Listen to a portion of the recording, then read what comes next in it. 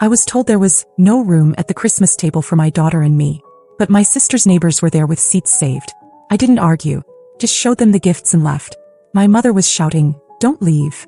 My dad begged me to talk, but Christmas dinner was already halfway over when I realized there was no seat for me. Not an accident. Not an oversight.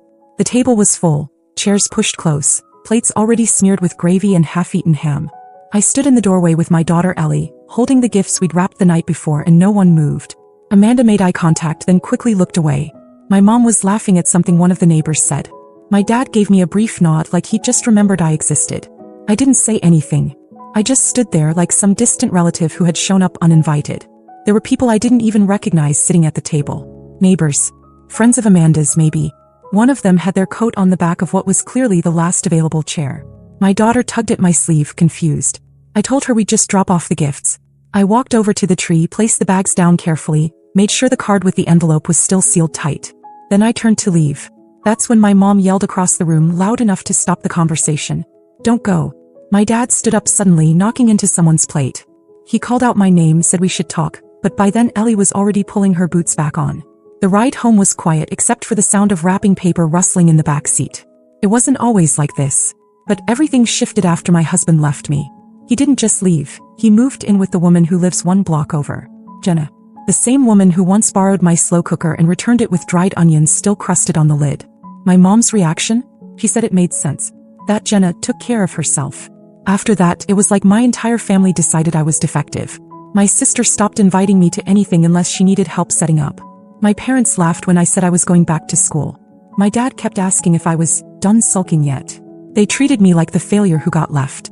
Like I was embarrassing them by existing without a man. But what they didn't know, sitting there with their wine glasses and strangers in my place, was that they had just missed the biggest gift they were ever going to get. There was a check inside one of those gifts. $10,000. And that was only the beginning. 2 hours after I left Amanda's house, my phone started buzzing. First it was my mom, then my dad, then Amanda. I didn't answer. I sat on the couch with Ellie watching the same Christmas movie we'd watched 3 nights in a row. She kept asking why we had to leave so soon. I told her we'd celebrate just the 2 of us this year. I told her it was special this way. The truth was, I didn't trust myself to talk to any of them without saying something I couldn't take back. Not yet. It took less than 24 hours for Amanda to text again. She asked if I could come back by and pick up the gifts you left. Said they didn't want to accidentally open the wrong ones. I stared at her message for a long time before deleting it. They thought I was bluffing, that I was being sensitive, that I'd come crawling back like always. Then Christmas night at 9:47 p.m. I got the first real reaction. My dad called 3 times in a row, left a voicemail on the 4th. He sounded panicked, said something about the envelope, said I needed to call him immediately. I didn't, because the envelope they found wasn't just a card. Inside was a short note, to help with the roof, Merry Christmas, and a check for $10,000 made out to my parents. No strings attached. No explanation. Just a gift I had planned quietly for months while they mocked me behind my back. A gift I was ready to give them even after everything. Until I saw those strangers in my seat. By the next morning, I had 11 missed calls, 2 long voicemails from my mom crying, and a desperate message from Amanda that just said, "Are you serious?" I didn't reply. I logged into my accounts instead. Cancelled the 3 automatic payments I had set up to cover their internet, their electricity, and a credit card my mom had once opened, just to get the rewards. They never remembered I was the one keeping those lights on. They were about to find out. At 2:12 p.m. my dad tried calling again. Then he texted, "We need to talk. Please. You don't understand what's going on." Oh, I understood perfectly. They didn't want me there. But they wanted what I brought. That's what burned the most. Not the lack of a chair. Not the strangers they'd chosen over me. But the certainty that even now, with everything unraveling, they still didn't think they'd done anything wrong. But I was done giving. And I hadn't even told them about the second surprise yet. I didn't answer any calls the day after Christmas. Or the next. I watched them come in. First my dad, then Amanda, then even my Uncle Dave, like they were passing my number around like a crisis hotline. I kept the volume low and let each one ring out. They had finally opened the envelope. At first I pictured them just tossing my gifts to the side like always, expecting bath bombs and a scented candle. But when they found the check, $10,000, signed, dated, sitting in a card with no sarcasm, no bitterness, something must have shifted. Because that's when the panic started. And that's when I knew it was time. The second surprise wasn't as sweet as the first. It wasn't wrapped. It didn't have a bow. But it would hit harder. Because it was about control. Quiet control I had held on to for years without ever using it. My name was on more than they remembered. I logged into the bank account my dad used. Technically mine too, from back when I helped them refinance the house. I moved the remaining balance to my own account and closed it. Then I pulled the plug on 3 recurring payments they didn't even know I'd been covering. Their cell phone plan, their internet, and their electric bill. My mom used to call me when the power flickered, assuming I had the answer. My dad never even knew how the bills were being paid. They just assumed someone else handled the details. Well, that someone just stepped out. I got my first call from Amanda at 10:14 a.m. I let it go to voicemail. Then she texted me from her husband's number an hour later. She asked if I had messed with something, because the internet was down and mom's phone said the account was frozen. I told her they should probably call their provider. Then I sent the real hit, an email to both of my parents with a scanned copy of the disassociation papers my lawyer had helped me draft earlier in the month. A clean break. No shared credit, no co-signed loans, no financial entanglements. I wasn't just walking away. I was locking the door behind me. By the end of the day, I had 8 voicemails, 3 blocked numbers, and 1 email from my dad that simply said, "Please." We didn't know. Didn't know what? Didn't know that I saw the way they looked at me after he left? That I noticed how they invited everyone but me to dinners, how they praised Jenna for stepping up, while acting like I hadn't held the family together with both hands for years. Oh, they knew. They just didn't care until it cost them something. Now it was costing them everything. And I hadn't even told them the full story yet. By the morning of the 28th, they weren't even pretending to be mad anymore. My mom called me from Amanda's phone and left a message that started with, "I know you're angry," and ended with her sobbing. My dad sent me a voice memo where he said the words, "I messed up for the first time in my life." I didn't respond. The guilt wasn't real, it was just survival. They'd lived for years in a system where I quietly paid for their mistakes, absorbed their cruelty, and kept the lights on without needing thanks. Now that system had collapsed, they were scared. Not sorry, just scared. Amanda showed up at my place around noon. She didn't text first. She just knocked. When I opened the door, she tried to walk past me into the house. I didn't let her. She said they were all falling apart and asked what I wanted, like I was holding them hostage. I told her there was no negotiation. That's when she said it. "You think you're above us now just because you wrote a check?" That made me laugh. Not because it was funny, but because of how far off she still was. The money wasn't about control. It was supposed to be help. A peace offering. A gift. It was the last good thing I was willing to give them. Amanda left furious, muttering something about family being forever. As if that hadn't already been shattered under their own roof. By evening, I had 3 more emails from my dad, each more desperate than the last. He said they couldn't reach the utility company, that the service desk kept bouncing them back and forth. Said they didn't have passwords, didn't know what to say. That they couldn't access their own account because it had been created with my email address 10 years ago. Then he asked for help. He wrote, "Just show us what to do. Then we'll leave you alone." That part actually made me stop for a minute. Because that was the truth hidden in the middle of everything. They never saw me as part of them. Just someone nearby. A convenience. A spare. I went upstairs, sat with Ellie while she built a puzzle and thought about what I do next. I had one final piece. One thing they really wouldn't expect. I sent a group email to everyone. My parents, Amanda, a few of the cousins who'd sat frozen at that dinner table while all of it happened. Subject line, "Since you all wanted surprises this Christmas." The message was short. "I know some of you were aware of what's been said and done behind my back. I stayed quiet for a long time, but I won't be part of this anymore. You'll find out more tomorrow morning." Then I attached the PDF. They'd all know exactly what it meant when they opened it. Because on the first page was the title. Notice of Severance. Family and Financial Disassociation. Effective immediately. I expected silence. Or maybe more crying. Maybe Amanda would post something passive-aggressive online. Maybe my mom would send some long apology I'd never read. But what I got was different. Scarier. And messier. The email hit like a grenade. Not just for my parents, but the entire family group chat, which I wasn't in, but someone forwarded me screenshots. People were stunned.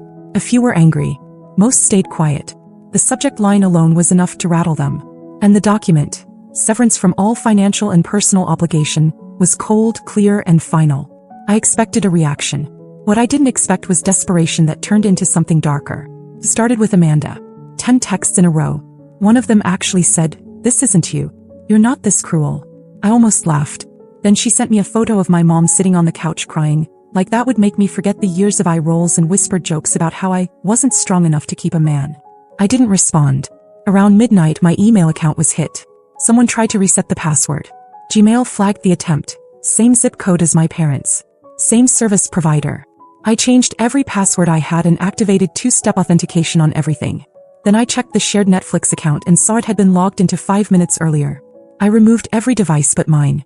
That was just the beginning. The next morning, Ellie's school called me. The secretary sounded confused.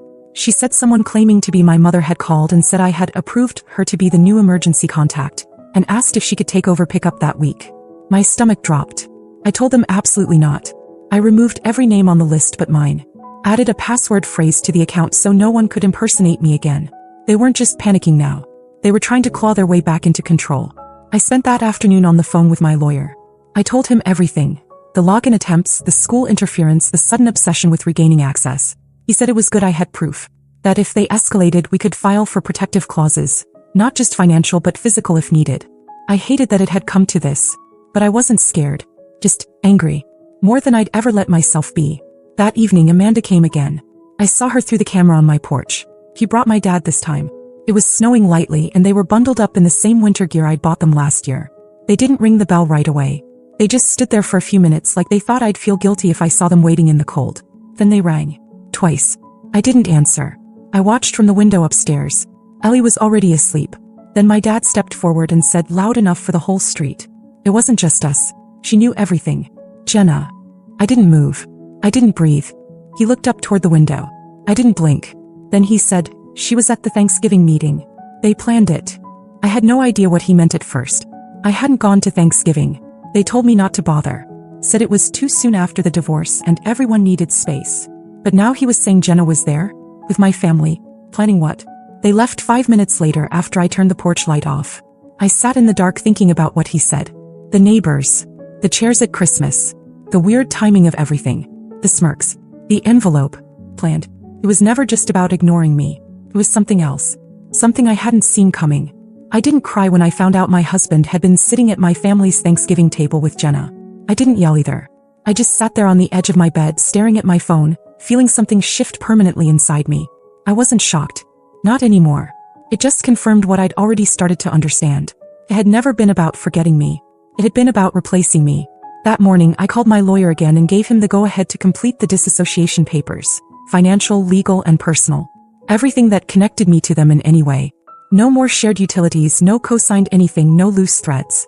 We filed everything within 48 hours. It was official.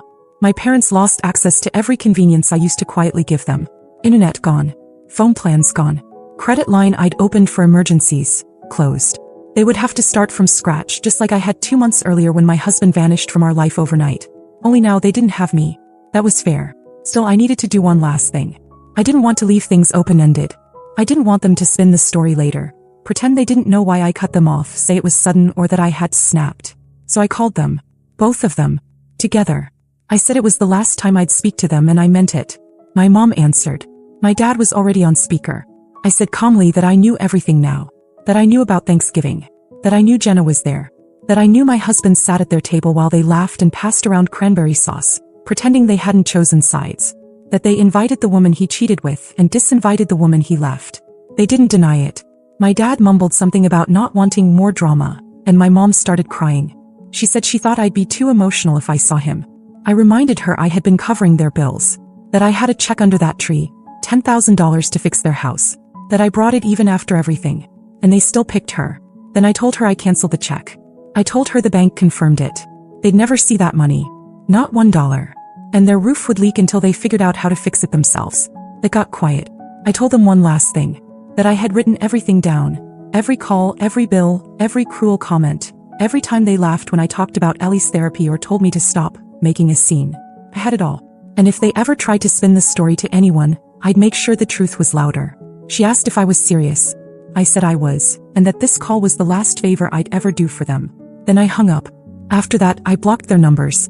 I left the family group chat for good. I deleted all the shared calendar invites, turned off the reminders for birthdays, removed every photo of them from my phone. Ellie and I started over. On New Year's Eve, I made homemade pizza and let her stay up past midnight.